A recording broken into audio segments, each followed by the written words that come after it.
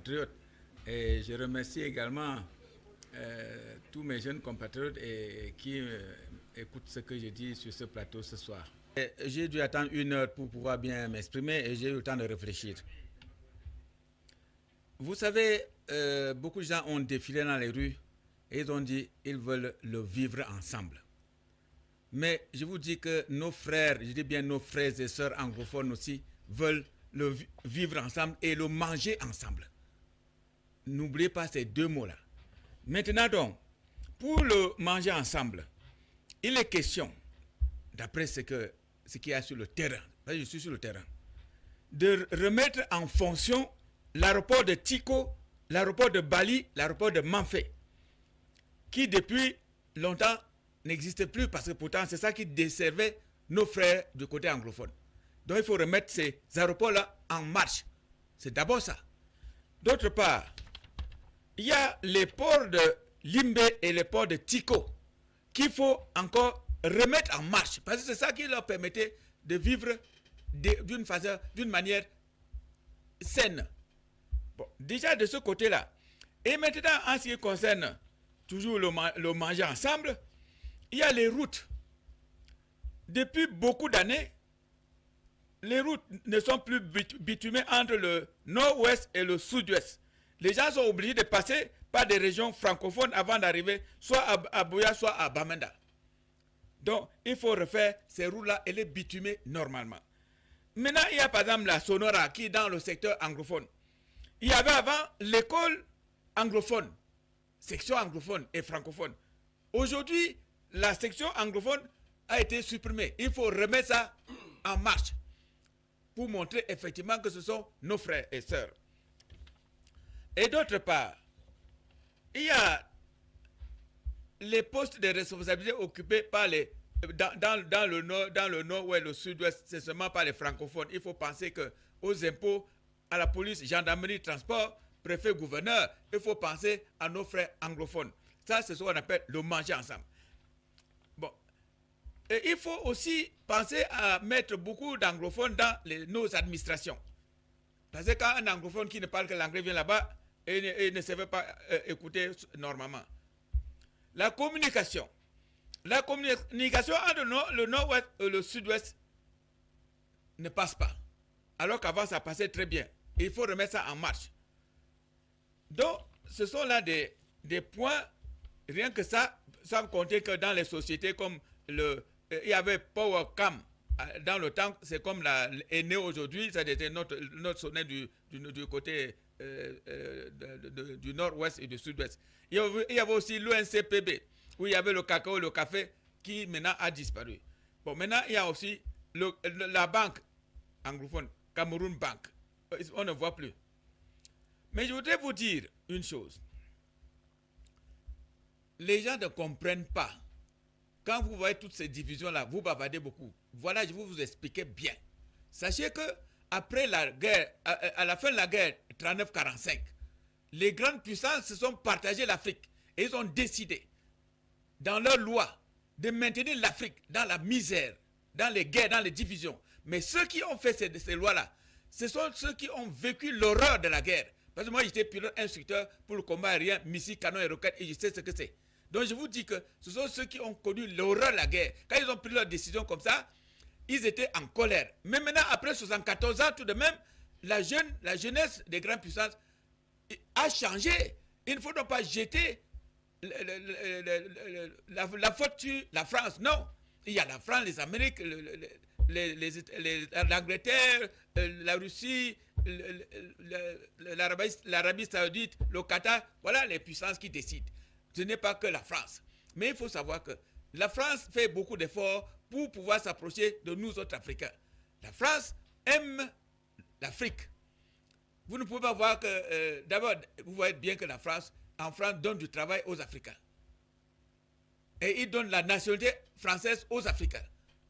Donc, il ne faut pas jeter la barre sur la France. Et encore, il faut savoir que quand on parle des sécessionnistes là-bas en zone anglaise, je conçois très mal qu'un cultivateur ou un planteur ou un commerçant puisse prendre les armes et être en mesure de s'opposer aux hommes en tenue, gendarmerie, l'armée.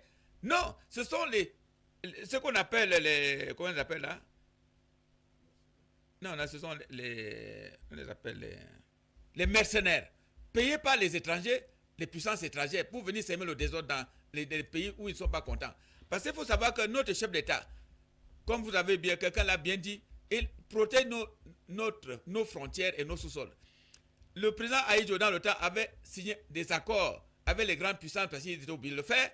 Pendant 50 ans, il devait exploiter nos sous-sols. Et nous, on n'avait rien. Sur peut-être 1 million, on avait peut-être 10 francs. Bon, maintenant, les 50 ans ont expiré en 2009.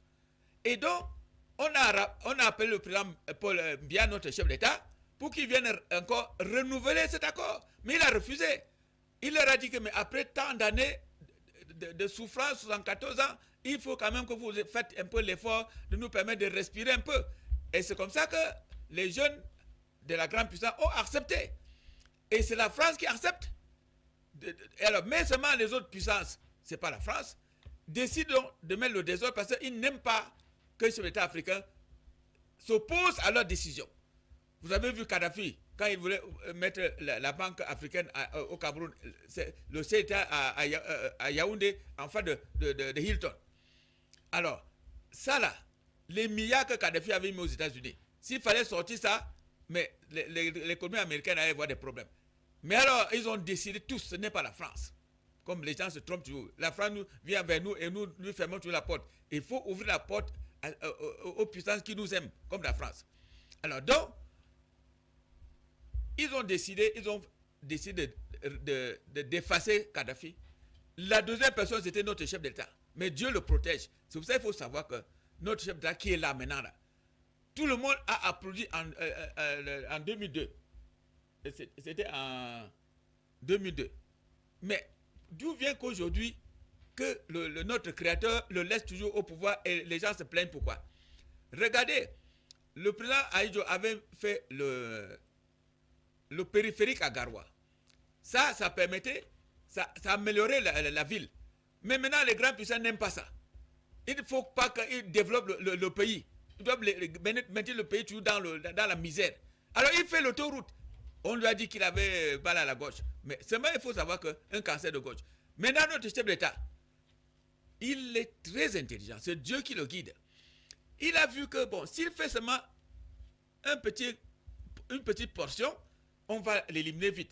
Il a mis sur pied le port en eau profonde à Kribi, les 2 ponts sur le Vouri, encore le barrage de Membele. Tout ça là, il a mis au moins 5 projets en marche. Et ça là, il a pris d'un côté les Chinois, d'un côté les Français, d'un autre côté. C'est comme ça. Et donc, ils se sont trouvés un peu embarrassés. C'est pour ça qu'il vous dit que faisons confiance dans notre chef d'État. Le président François Hollande avait demandé à notre chef d'État, j'ai appris que chez vous au Cameroun, les homosexuels souffrent beaucoup. Notre chef d'État, le président Biya que vous connaissez là, a répondu au chef d'État français, François Hollande, que cela n'est pas dans nos mœurs. Vous voyez, si c'était un jeune qui était à sa place, est-ce qu'il pouvait avoir même le courage de s'opposer à ce qu'un chef d'État des grandes puissances lui demande? Non. Mais notre chef d'État a cette protection divine. Croyez-le. Mais je suis en train de voir une chose. Nous sommes en train de demander le manger ensemble. Mais je voudrais demander à tous ces gens qui détournent l'argent au sommet de l'État, qu'ils les arrêtent et qu'ils remettent au ministre des Finances au moins ne serait-ce que les 50% de ce qu'ils ont détourné pour permettre que le ministre des Finances puisse disposer des fonds pour faire rapidement les autoroutes chez nous. Mais il faut profiter de ça pour faire rapidement avant que les grandes puissances ne vous arrêtent. Donc parce que le détournement, c'est un crime qui n'a pas de nom. J'ai même dit ici, à la télévision, c'est toujours Afrique Média, que si vous entendez que le président de la République m'a nommé ministre chargé de la sécurité intérieure, je vais procéder à 50 exécutions avant que le président ne m'arrête. Donc c'est pour vous dire que le peuple est au courant de ces multiples détournements au sommet. Il faudrait que les gens arrêtent pour que notre génération future ne soit pas endettée jusqu'au cou. Parce que nous sommes en train déjà de partir. Le président a demandé quel Cameroun voulons-nous pour nos enfants. Mais ce n'est pas lui qui doit faire tout lui seul. Il ne peut pas descendre sur le terrain pour tout faire. Il ne va pas fabriquer les hommes.